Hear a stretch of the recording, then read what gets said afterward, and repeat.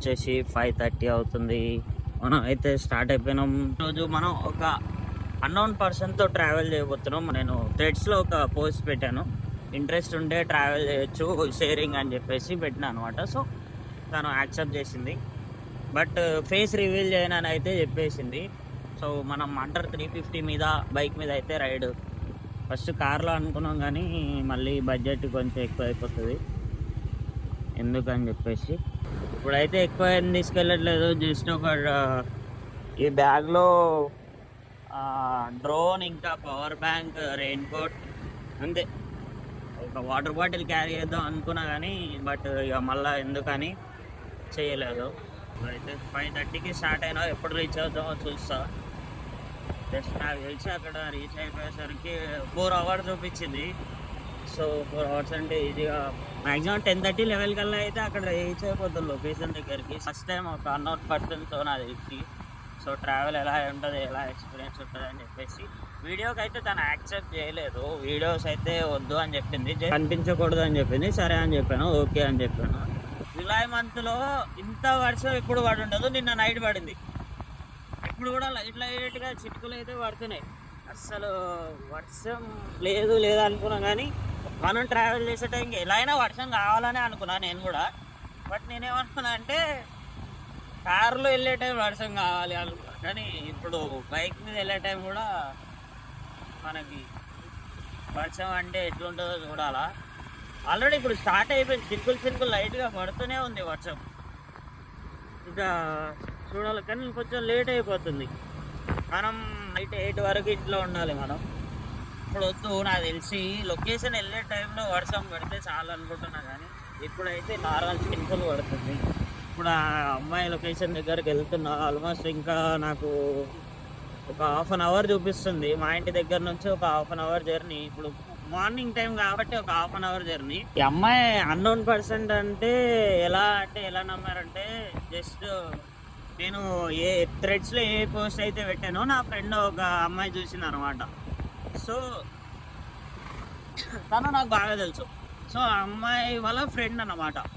ఆ అమ్మాయి వాళ్ళ ఫ్రెండ్ ఏం చేసింది, సజెస్ట్ చేసింది, ఇలా ట్రావెల్ చేస్తాడు, నువ్వు కావాలి ఇంట్రెస్ట్ ఉంటే వెళ్ళు అంటే, ఓకే పర్లే అది అన్నీ చూసుకొని, ఓకే సేఫ్టీ అన్నీ చూసుకొని చేసింది.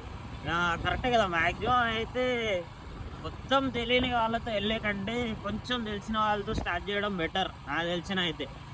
కొంచెం మనది ఇప్పుడే జర్నీ స్టార్ట్ అవుతుంది కాబట్టి కొంచెం ముందుకు వెళ్ళే కొద్ది ఇంకా అన్నోన్ పర్సన్స్ వస్తారేమో, అసలు మొత్తానికే తెలియని వాళ్ళు చూడాలి.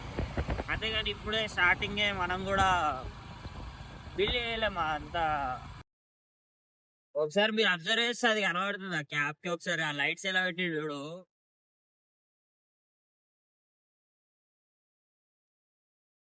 అమ్మాయిని పికప్ చేసుకొని అయితే నేను స్టార్ట్ అయిపోయినా. నాకు నార్మల్ టైంలో అయితే చాలా ఇబ్బంది ఉంటుండే, అంటే మ్యాప్ చూడడానికి కానీ, కొంచెం వీడియోస్ రికార్డ్ చేయడానికి కానీ కొంచెం ఇబ్బంది ఉంటుండే. కానీ ఈరోజు కొంచెం సేఫ్, ఎందుకంటే తనే మొత్తం చూసుకుంది. మ్యాప్ తనే చూసుకుంది, అలాగే వీడియోస్ కూడా తనే రికార్డ్ చేసింది. మాకు రూట్ వచ్చేసి చార్మినార్ వైపు నుంచి అలా చూపించింది. అంటే ఇక్కడే ఆల్మోస్ట్ ఒక 1 hour అందులోనే సిటీలోనే ఉన్నాం మేము. ఇంకా 1 hour తర్వాత బయటకు వచ్చినాం మేము. ఇక్కడే 1 hour టైం వేస్ట్ అయిపోయింది. అంటే వేరే రూట్ నుంచి వెళ్తుంటే మాత్రం పాటికి వెళ్ళిపోతుండే అనుకుంటా. మేము శ్రీశైలం రోడ్డు ఎక్కేస్తుండే, కాకపోతే ఇంకా ఎక్కలేదు. సో ఫైనల్లీ ఆ రూట్ అంతా అవగొట్టేసుకొని శ్రీశైలం రోడ్డుకి అయితే వచ్చేసినాము. అంటే మనకి శ్రీశైలంకి ఇక్కడికి కొంచెం దగ్గరనే, పక్కనే ఉంటుంది. అంటే పక్కన అంటే మరీ దగ్గర కాదు. శ్రీశైలంకి మేము వెళ్ళే రూట్ నుంచి ఒక 100 kilometers ఉంటుంది.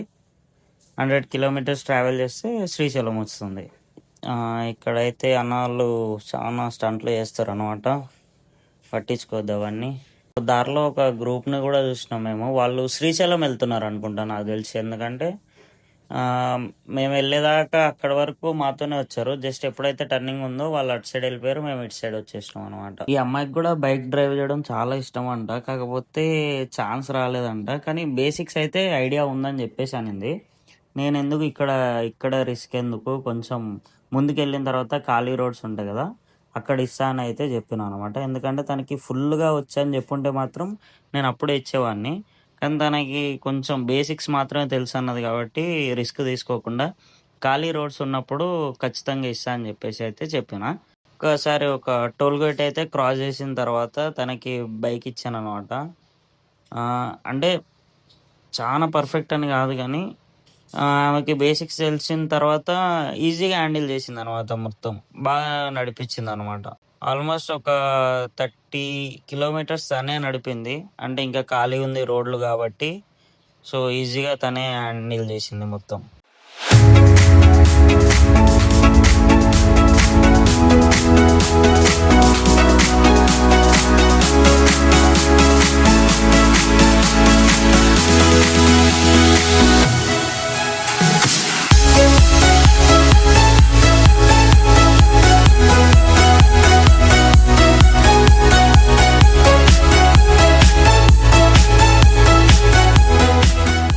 ఫైనల్లీ లొకేషన్ దగ్గరకైతే రీచ్ అయిపోయినాం. ఇక్కడే స్టే చేయడానికి చాలా ఆప్షన్స్ కూడా ఉన్నాయి. అంటే రిసార్ట్స్ లాగా చిన్న చిన్న రూములు కూడా చాలా బాగున్నాయి. లొకేషన్ ఒక్కసారి డ్రోన్ షాట్స్ చేస్తా, ఒక్కసారి చూడండి.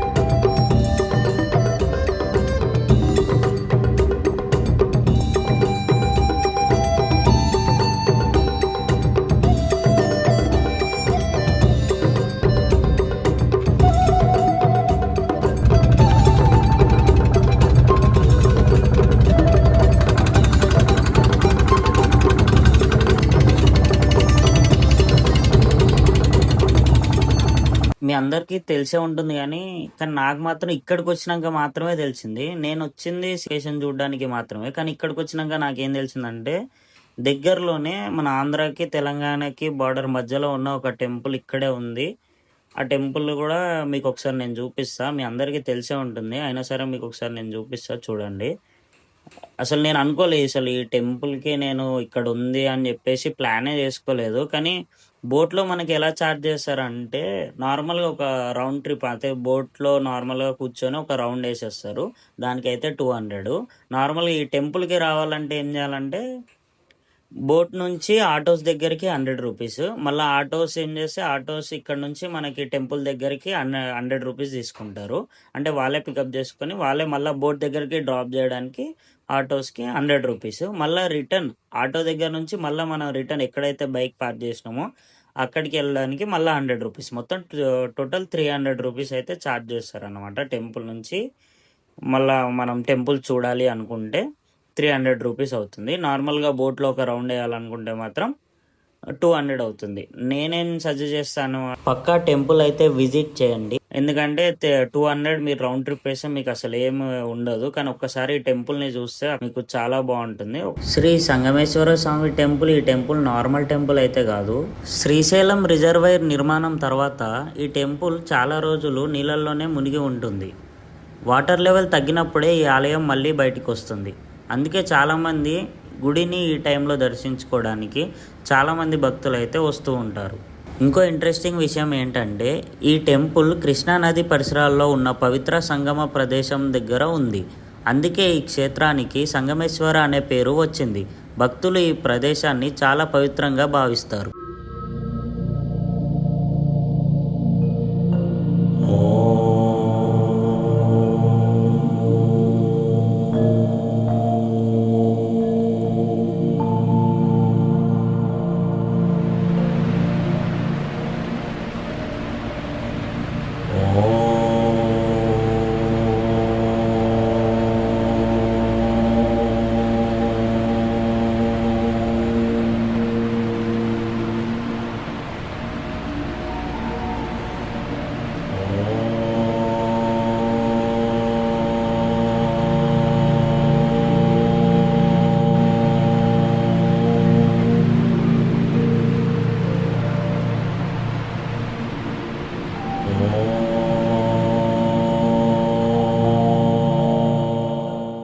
టెంపుల్ దగ్గరికి రీచ్ అవ్వడానికి రోడ్ ఆప్షన్ ఒకటి ఉంది, ఇంకా మనకి బోట్ ఆప్షన్ ఒకటి ఉంది. నేనైతే బోట్ ఆప్షన్ చూస్ చేసుకోమని చెప్తాను, ఎందుకంటే జర్నీ అందులో చాలా బాగుంటుంది.